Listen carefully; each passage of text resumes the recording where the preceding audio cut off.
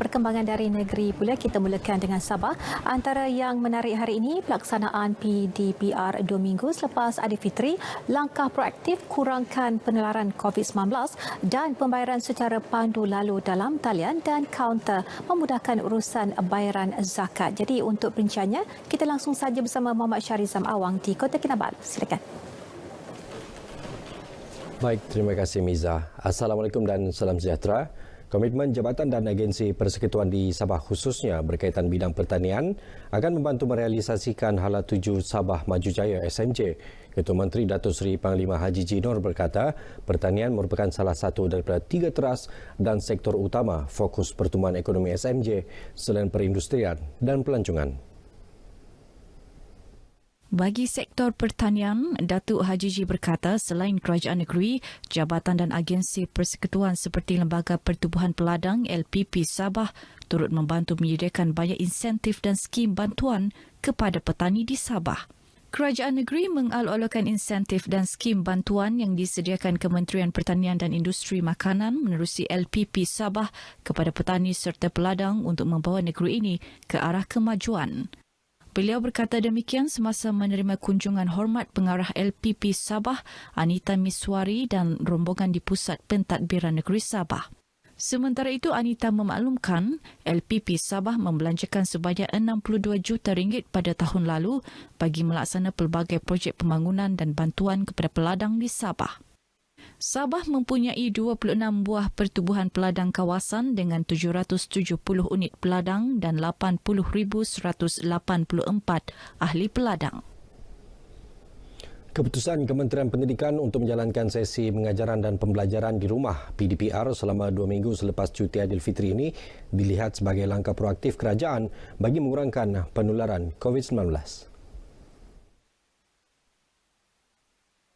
Pembantu Menteri Sains, Teknologi dan Inovasi Sabah, Datuk Seri Dr. Rudi Awah, ketika ditemui RTM berkata, keputusan itu bukan mudah dilaksana. Namun, ianya demi kebaikan bersama memandangkan terdapat kluster di sekolah.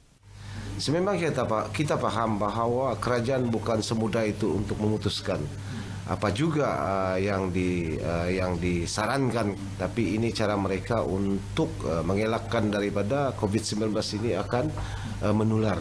Jadi kita akurlah. Sementara itu, Pengarah Pendidikan Sabah, Datuk Dr. Mistrin Radin berkata pihaknya menyokong penuh keputusan tersebut.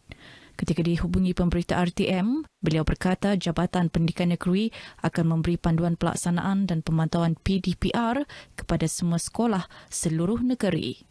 Manakala ibu bapa yang ditemui pula mempunyai pandangan berbeza. Di sudut baiknya mungkin itu salah satu untuk kita mengurangkan jangkitan COVID-19 ni. Tetapi dari sudut buruknya, secara online sebenarnya dia tidak memenuhi keperluan untuk tu murid. Kita melihat PDPR ini akan mampu mengurangkan kes COVID lah.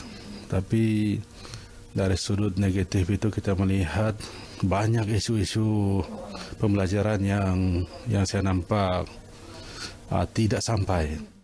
Sabah yang berada dalam kumpulan B akan memulakan sesi PDPR pada 17 hingga 28 Mei sebelum menyambung cuti penggal bermula 29 Mei hingga 13 Jun. Pusat Zakat Sabah PZS meneruskan konsep zakat pandu lalu dan memperkenalkan pembayaran zakat fitrah secara dalam talian tahun ini. Perkhidmatan kaunter zakat turut dibuka yang mendapat reaksi positif dalam kalangan pembayar zakat. Ikuti laporan Salih Jikri yang meninjau suasana pembayaran zakat di sekitar Kota Kinabalu.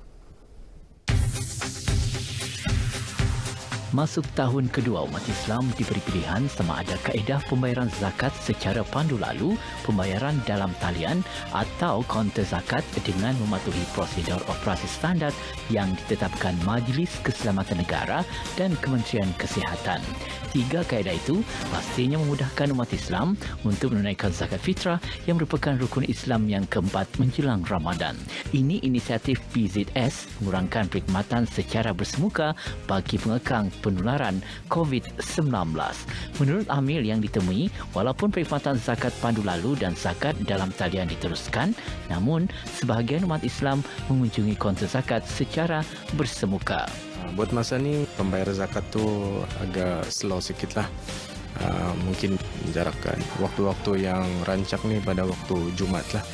Sebahagian umat Islam yang ditemui menyifatkan lebih selesa dan relevan menunaikan zakat secara bersemuka. Saya rasa memang relevan lagi lah berbanding dengan online ni macam kita pun tak nampak apa-apa.